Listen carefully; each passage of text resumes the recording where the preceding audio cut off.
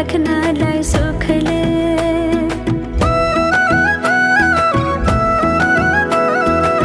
कति गरौँ तिम्रोमा बयान, गर्देऊ अब बेलैमा कल्याण।